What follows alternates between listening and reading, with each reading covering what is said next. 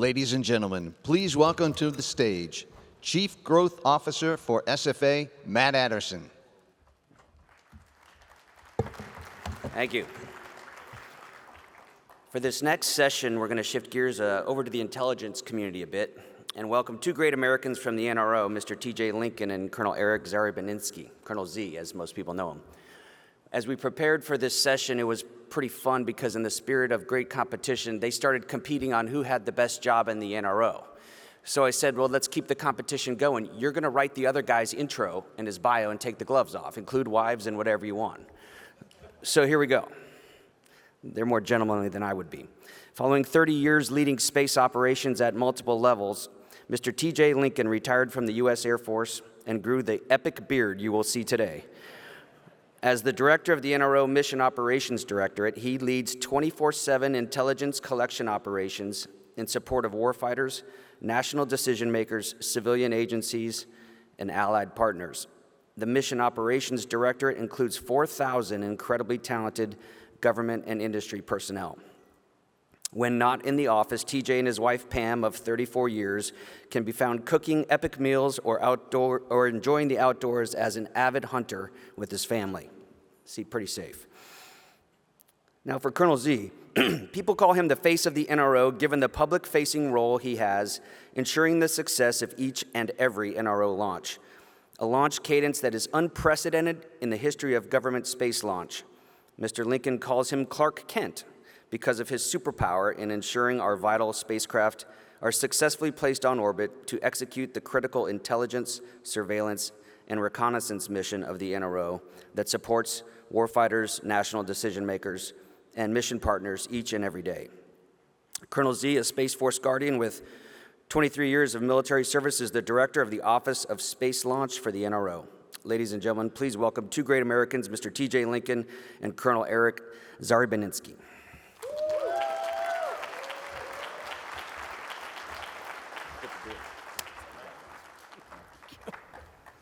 Please roll the video. People have always thought that big ideas were impossible until we made them come true.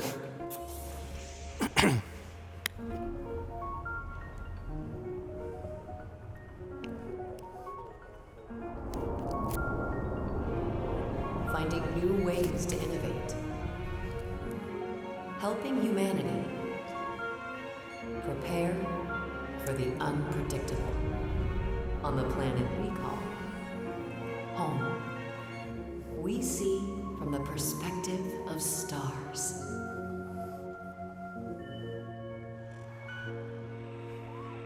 And push beyond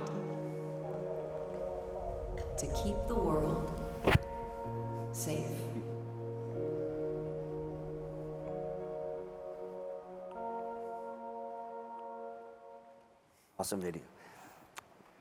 Awesome video, huh? So TJ, one of the things we want to kind of set the stage for the crowd here that may not know a whole lot, especially if you got a young Guardian who hasn't served in the NRO, is just doing the job and wants to learn about career opportunities, broadening. Can you start way back, give us a real big picture? Why do we have the NRO? Why is it different than Space Force, so on and so forth? Give us the big picture. Yeah, absolutely, I will. Thanks, Matt. So, absolutely fantastic to be here. We're really tickled to be here and share the story and engage in this great venue. So, first of all, thank you to the Space Force Association. What a great event, second year in a row to the organizers and SFA, to Hippie, yourself, and all the others. Thank you very much for doing this. This is so important for our nation. It's so important for our Space Force, but most importantly, it's most important for our Guardians. So really, thank you for that. Second, I would be remiss if I didn't say it's been fantastic this week to be engaging with our industry partners. To go through the exhibition hall, to see the banners and have engagements with those partners out there. The innovation I'm seeing in industry is fantastic, and that's that partnership that's going to propel us forward in the future. And so thank you for sponsoring this event. We would not have this event without our industry partners. So yeah, I want to. Our sponsors enable all the Guardians to come here for free. So let's give a round of applause for everybody.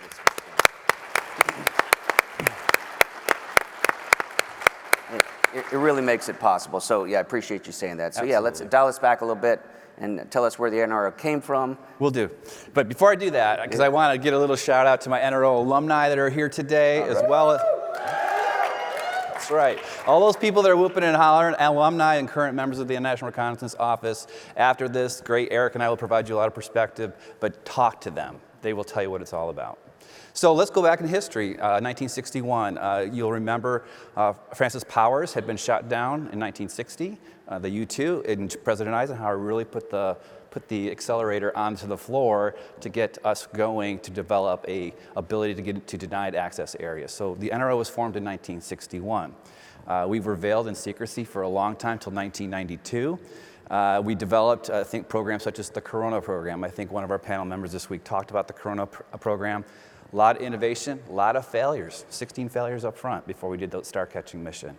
But the NRO has been part of the intelligence community for a very long time, until 1992. The NRO has 4 primary missions that we've been charged with. That is to do research and development. Let's think about advanced science and technology, prototyping, pathfinding in that way. Acquisition, which we're known very well for. A lot of our great acquirers out there and our engineers, because we're known as a premier acquisition capability for national security space. Launch, which I know the Colonel here will talk about. And then operations, which is my favorite, which I think is really what we do. We do exceptionally well, and we do that in partnership with, as I'll talk about later, a lot of our different partners in our parent elements. So that's really where we came from. We also, if you don't know, we're part of both the intelligence community, so we operate under the Director of National Intelligence, but we also operate under the USDINS, so Intelligence and Security under the DoD. So we're both a defense agency as well as an intelligence agency. Yeah, and we throw that term around a lot, the intelligence community. For the young guardians sitting out here going, what does that actually mean? So the intelligence community is made up of a large number, 16 or 17 now, different agencies, whether it's Defense Intelligence Agency, the Central Intelligence Agency, National Geospatial Intelligence Agency, National Security Agency, the NRO, and actually the services are also part of the IC as well. So the intelligence, we're charged with that Title 50 mission of doing that intelligence collection, as well as dissemination and exploitation. That's really what the IC does for our nation, but also in support of our warfighters worldwide. Yeah, because we say we're all part of the national security space community, but you actually have to get invited into this one. That's right. Yeah, you don't just say you're part of it. And Space Force is part of it, part of the IC. It is, absolutely. Colonel Z, opening thoughts, and just give us a little big picture what your job's doing and why your job is better than his job. I didn't talk about my job. My job's definitely better than TJ's. I get to say you have permission to launch. That's pretty amazing. So big part of my job, exactly as it said in the intro, is to make sure the critical capabilities that the acquisition part of the NRO builds and delivers to the launch bases gets on orbit successfully and is turned over to operations so we can do great things for the nation. Right? My job is to make sure that they are successful in getting there and getting intelligence into the hands of warfighters, national decision makers, and anybody else who might be in harm's way or needs that intelligence. Yeah, so I get to sit on console and do cool things. TJ gets to sit in his office. He has a good office though, so it's pretty nice. I get to say engage and go get that, right? But I would say that you did hit on it in our introductions, but ultimately a worldwide team of professionals from across the IC as well as the DoD, doing that 24/7, providing all the operational oversight to protect and defend, to work in unity of effort with the United States Space Command and others to do that protect and defend mission. Because as General Saltzman said, what we do from space is critical to our nation, but it's also critical to our allies abroad, and we must protect and defend it to ensure strategic advantage and intelligence advantage. So I think I've got the greatest job in the Army. I love it. I love it. I said Colonel Z in our prep session, I go, man, you got a great job. You got like the best job. And they'd start going at each other. It was fantastic. Colonel Z, the customer base has changed in the last 10 to 15 years, and so has what we've been responding to it. Can you talk about that a little bit? Yeah, I'll talk a little bit about the internal customers of the NRO. I'll let TJ talk a little bit about that external customer base, right? So what you've seen from the NRO is a move to have a proliferated architecture while also still having those large systems, right? And so what I see from my customers internally in the NRO is a broad spectrum of customers that I have to support. And some of those are in ways that are kind of traditional. We're going to provide all the transportation and all the things that we normally would do. We talked about spacecraft processing earlier today. And some missions I'm there really just to kind of make sure everything goes well, but we're not as actively involved. And I see that continuing to happen across the mission areas we have because of the changes in the external customer demand that we're seeing. So my job, as challenged by the director of the NRO, support that whole range of capabilities to make sure they're successful wherever they lie in that spectrum. Yeah, basically same question. Yeah, I mean, I really think one of the hallmarks of the National Reconnaissance Office is that we have evolved and we continue to evolve every single day. You've seen it as we evolved through the Gulf War to get near real-time intelligence capabilities down to our warfighters. We certainly have been very, very involved in the customer base as we've helped prosecute the counterterrorism mission, certainly. And that's been very important to our nation, in our security of our nation. I kind of think of a good story I remember for the NRO, how we adjust to our customer base when I was just coming out of command as a military officer, and Director Sapp picked me to be the Afghanistan country lead. We had about 80 folks in theater supporting the International Security Assistance Force there. And we had a lot of capabilities that were brand new to the NRO. A lot of those were the nascent or the beginnings of our warfighting tools to provide visualization to the warfighters and intelligence. But also we were bringing demos in there and trying new things out to help prosecute the IED, finding explosive device and how we were making those. And what I took away from that was when I talked to those customers was, what is it about the NRO? What they told me was, you never say no. You always, if there's a problem, you will take it on and you'll figure it out. And that's really a hallmark of what we're trying to do today. So as Eric was talking about, we're also transitioning as we go to the proliferated architectures. You can't forget about those other exquisite systems that we operate today, and we are still bringing to bear because they all fuse together with our ground capabilities and our mission partners for those needs.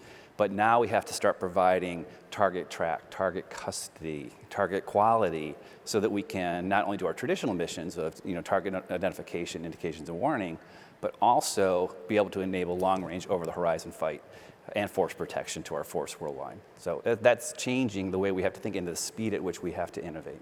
Yeah, most people probably wouldn't think the NRO is involved in IED detection. So that mission, it's a good example of evolving, but the constellation's got to evolve as well. Yes. Can you tell us about that? Absolutely. I mean, you hear about the proliferated architectures. We talk about that. Today, we operate multiple dozens of exquisite capability. We have done that since 1961. But we are going to a proliferated of hundreds of capabilities across different phenomenologies.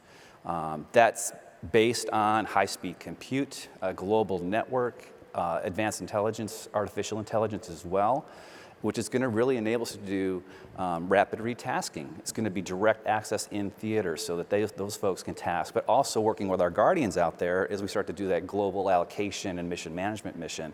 That's where the Guardians are going to bring to bear how we get those allocations into the warfighter. That's also going to also have meantime revisit rates are going to be significantly reduced so we can maintain those tracks and targets. But it's not done just on the proliferated architecture. We need those other national technical means to close all those areas. They also will tip and queue and also be able to do orchestration so that one sensor can see something, tip another sensor, and so we can rapidly get after that intelligence challenge.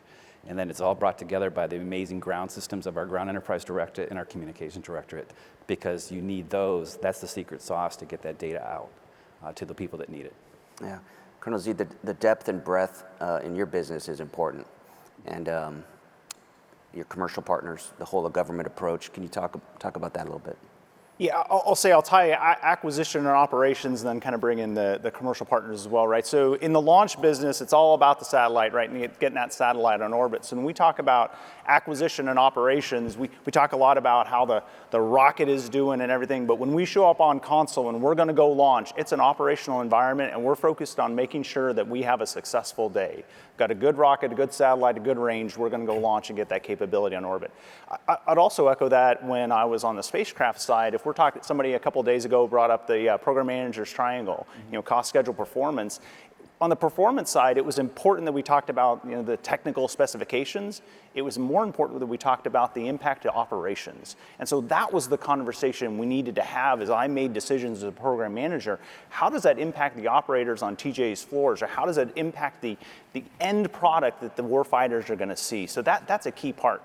We don't do that alone. That is hand in hand with our commercial partners to make sure that our systems work, that we understand how they integrate, and how all that comes together to deliver a product either for the intelligence community or for the warfighter. Everybody in this room is trying to find talent and keep talent, whether you're in industry or government. The NRO wasn't even known or public until early 90s. So for people in this room that might want to come work for you, for a guy with a great beard, other than that, using that as recruiting, what are you looking for? How has that changed through the years? We used to look for this, now we need this, and we need more of it. Yeah, I think it goes back to where we're trying to innovate faster, right, and build resiliency at all levels. I think, I didn't really talk about it in the intro, but ultimately the NRO was founded as a joint interagency organization. We started off with 4 programs: Navy, Air Force, CIA, and then a joint program, Air Force, CIA, which was the SR-71. You may remember that. But ultimately, the talent that we need to continue to recruit and retain comes across all those parent elements. It's not just on the military side, which we absolutely depend upon, but also within our civilian workforce. A lot of big data analytic requirements out there, computer science requirements. We also have our traditional requirements and needs in the engineering fields, as you can imagine, electrical, mechanical, aero. And those are what help us to advance our ground systems, but also as we start to build out things like the technology under some of our newest sensors. Quantum sensing is what we're really starting to look at as well, which will absolutely be a game changer for us going forward. And recruiting these, as you know, industry is recruiting these same talents, the military is recruiting these same talents, and certainly intelligence agencies are recruiting these same talents. So that's where we're really focused. We have a pretty robust internship program, which we use for a lot of our recruiting. We had 10 in 2020. We had 74 last summer. Wow. And we had over 3,300 applicants for next summer coming up in 2025. And we are actually taking about 33 or 35% of those are coming back to work for the NRO. Wow. After their internships after college. And we do it with our Guardians as well as our Air Force academies and ROTC. They're part of our internship programs. And recruiting and retention is, you can recruit the talent, but how you keep them is probably even more important. Speaking of Guardians, how many Guardians are there in the NRO? There are 834, I might be off by a couple there, that we have today. Well, that's how many billets we have. We're down to about 600 plus actual filled billets today. There's about 1,296 total military assigned to the NRO. So we're a third. Wow. So a third CIA, a third military, and then a third NRO cadre, which was established in 2015. And for those Guardians interested, moving in and out, can you talk about, hey, come to work for the NRO, you can still, there's just a few, career fields in the Space Force on purpose. Mm-hmm. So what does that do to their careers? Does it broaden them? Does it pigeonhole them? I think we can both talk from experience. I came actually rather late to the NRO, but obviously the operational AFSCs, the 17s, the 13s, 6Xs, all of our 6Xs are out there. We also have a large number of our NCO AFSCs, mostly within the operation and intelligence career fields as well. But coming in and out, I think that the important thing is that NRO is a fantastic opportunity for broadening to gain experience. If you look across our leadership in the Space Force today, our CSO, our VCSO, our chief, Chief Timmerman, you saw a lot of them this week, General Shaba, General Middleton, yep. General Povak, they're out there. You can name, every one of us can name all those awesome chiefs and general officers that have come through the NRO. You come to us, I think you gain great experience, and it may be a slightly different way of doing operations and acquisition, and then you go back to the Space Force and you blossom there, and then hopefully we'll pull you back later. We don't want you to stay. Yeah, Colonel Z, I think your deputy is a good example of this. Yeah. Can you explain who your deputy is, what that role is, why the two of you are where you're at? Yeah, so the great thing about OSL is I've got folks all across the country, so I spend a lot of time on the road going out and see them. Yeah, so Colonel Ned Jones is my military deputy. He actually sits out in LA to directly partner with the Space Force, right? So most of the rockets I buy, the launch services, are through a contracted SSC. And so it's super important to have Ned out there engaging with the acquisition community in LA to make sure that we are all working together, making sure we get those launch services purchased and we're successful. But it's the way OSL, and I think in general, the NRO is a very geographically dispersed organization, and we've worked for many decades to figure out how to make that work. I have an 11 a.m. stand-up every single day with everybody in OSL that's available. I'm obviously missing it this week, but I think Ned's probably taking care of it. But it's a great way to keep a very dispersed organization on the same page and working to the same goals. I think I'll add one more thing. You know, AI and ML gets thrown around a lot as a big thing, right? What are we looking for talent? We need that kind of talent because we're employing that today. We have systems that our ground enterprise directorate is building so that users can go in and ask natural questions of a really complex scheduling system, such as, if I ask for this, is it going to get scheduled? Or will it get scheduled? Or why didn't my thing get scheduled? So we have to have that capability to boil down the really complex things that we're doing in ways that our customer base will understand and can engage with. Yeah, I'd like to add one thing. I mean, you talk about recruiting the talent. I think part of, like I said, retention to me is really one of the secret sauces that every learning organization needs to do in order to really to meet their goals and objectives in the future. One of the things I think a Guardian would find coming to the National Reconnaissance Office across all of the mission areas that we do, the develop, the acquire, the launch, and the operate, is the way we operate under mission type command orders, the delegation and the empowerment that we expect from our NCO Corps as well as our officer corps. I give examples like at the time, Captain Atlas Donovan was one of my weapons officers a couple years ago when Russia had launched a co-orbital. He did a lot of the tactics and TTP development and how we were going to work on denying that threat. And it was he and I that went to the Hill to talk to members of Congress, and it was Captain Donovan that briefed the members on that. It was Captain Donovan that helped develop those strategies and technologies. Every single morning, folks like Colleen O'Hara, who's out here somewhere, is a mission director in the National NRO Operations Center, briefs me and gives me operational risk context so I understand. And then overnight, if there's a threat, those mission directors at our ground stations employ TTPs without permission. They do it because they've got the authority to do so. Yeah. I think that environment and that value is really why people love to serve in the NRO. I'm glad you mentioned the NCO and the enlisted force. Personally, I think that's our game changer against China. And I think we started off this conference like any good military conference would, was with a threat brief, and we saw Chief Lurch. I mean, he's a perfect example. Absolutely. That would not happen in China. Chief Lurch would not be up here on stage to this type of a crowd. They just wouldn't do it. And so I'm glad you mentioned that. Colonel Z, recent space launches have demonstrated the feasibility of co-launching U.S. government and commercial satellites on the same launch vehicle. How do you anticipate the NRO will adapt its approach to leveraging commercial launch capacity, and what are the implications for mission assurance? That's always the concern. Yeah, always about mission assurance, mission success, right? That's what we're paid to do. At the end of the day, my job is to get those exquisite capabilities as well as the proliferated architecture and everything in the middle on orbit, right? And we're going to look for every feasible way we can do that. So if that's the ride shares, we're going to look to do that. And if you look at the, General Panzenheg already mentioned NSSL Phase 3 Lane 1, that's a great opportunity, right? So I am always looking for better ways to get those capabilities on orbit successfully. And what successfully looks like, you talk about risk a little bit, we are actively looking to understand what risk posture we can take for our different missions.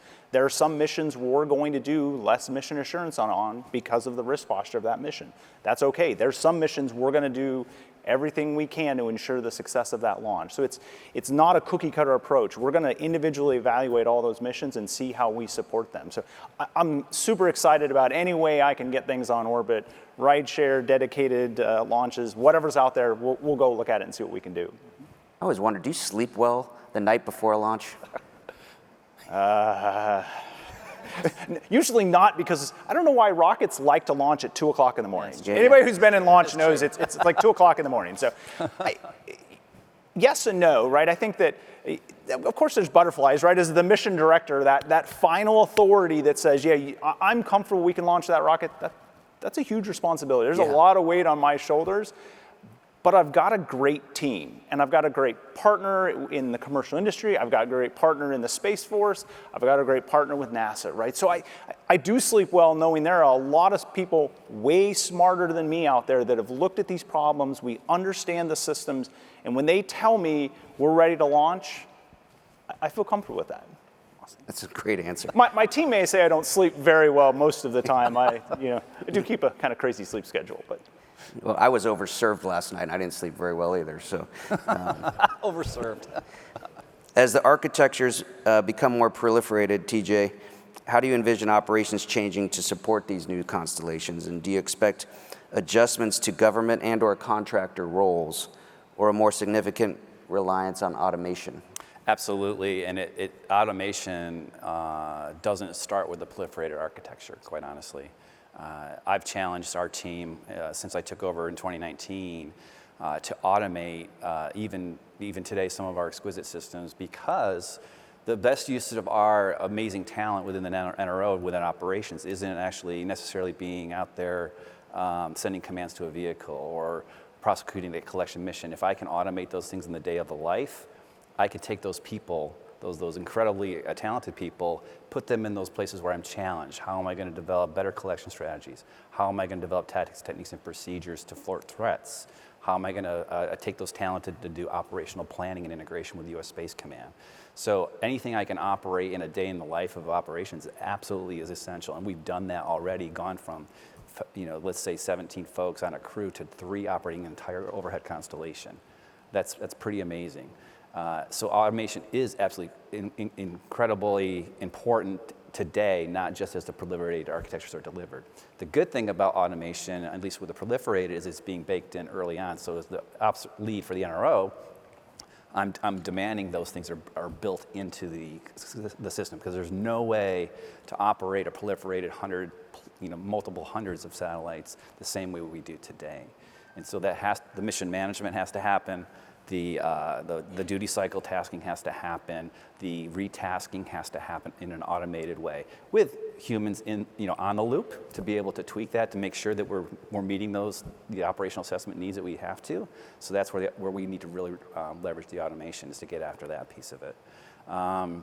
So that's kind of where I see it going today, but we're not waiting for proliferation to automate and to really drive that. But operations will change, because now you have to also be very cognizant of all those systems that you're operating maybe in a traditional sense from a protect and defend, but then how you're going to protect and defend those that proliferated constellation going forward. It's a mouthful. Can I add a little on I'll go to the back end of part of this. Is automation, AI, ML is also, it's not just about the proliferation, it's about how do I get the data out faster. Yeah, absolutely. Right? So the NRO has been typically known, right? We get data out there in hours and maybe minutes. We've got to get to seconds, right? We've got to get the data in the hands of decision makers and warfighters within seconds. And automation, AI, and ML are going to make that happen. Yeah, and there's things such as auto-target recognition and the processing to be able to know what that is when we image it, or what that signal is, so that it's put into those warfighting tools and those displays, so that they don't have to make they have to interpret the data, right? To your point there, incredibly important as we move forward as well. Colonel Z, it's perfect timing after Derek's brief right before us, but the increasing congestion of space due to larger constellations poses challenge for launch windows and collision avoidance. We had Jared Isaacman up here talking about that was what he was worried about while he was up in space. How do you believe this will impact the way we assess and mitigate risk in space launch operations? It's perfect. I think a panel 2 days ago, they talked exactly about this. And I can tell you, it's a reality, right? When I was a squadron commander out at Vandenberg, we saw the launch collision avoidance sheets, and things were pretty open. We had a lot of flexibility.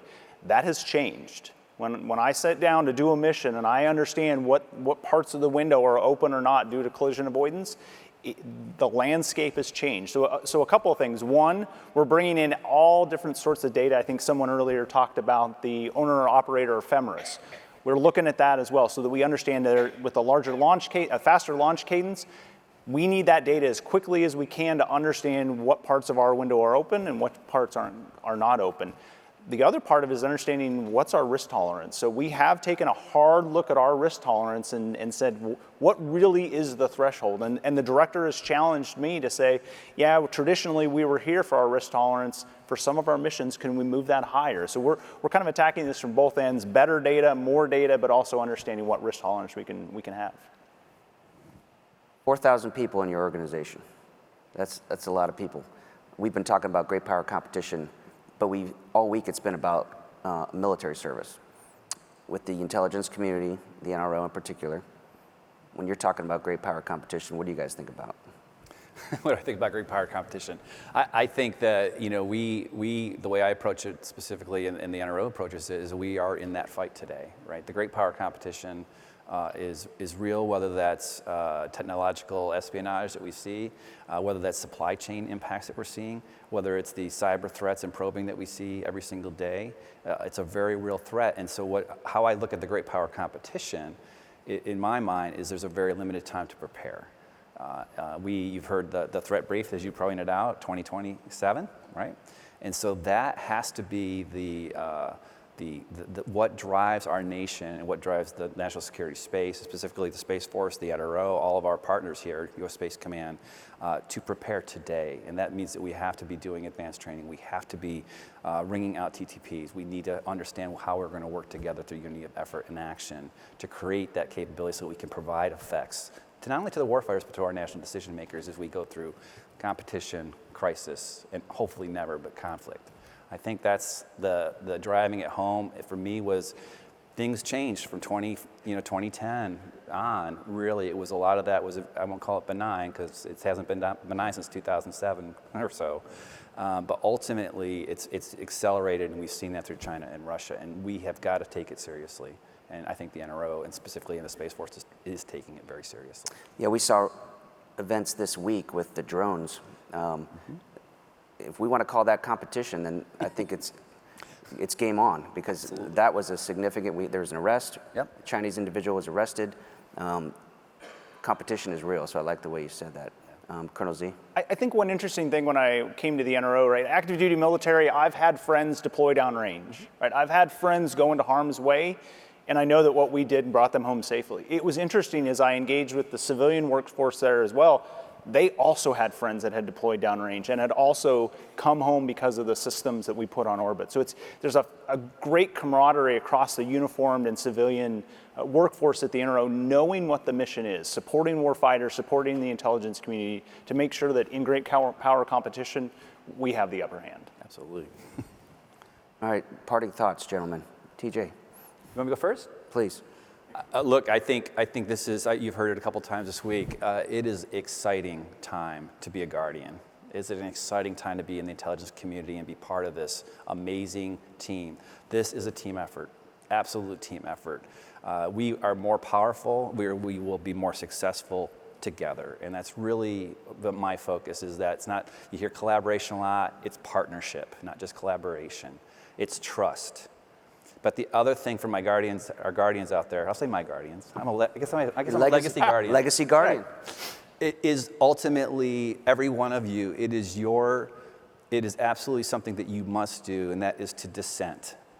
Leaders make mistakes. Leaders need to hear from you. Leaders need to understand what's on your mind. One of the things I love about the NRO is it doesn't matter if you're a tech sergeant, a staff sergeant, or a lieutenant, or a colonel.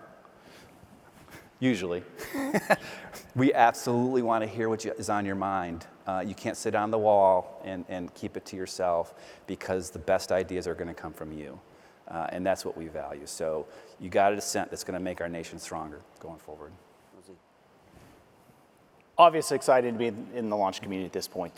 Just groundbreaking change in where we're headed, and I'm excited to be here, excited to be part of this, excited to be a Guardian only since August, relatively new Guardian.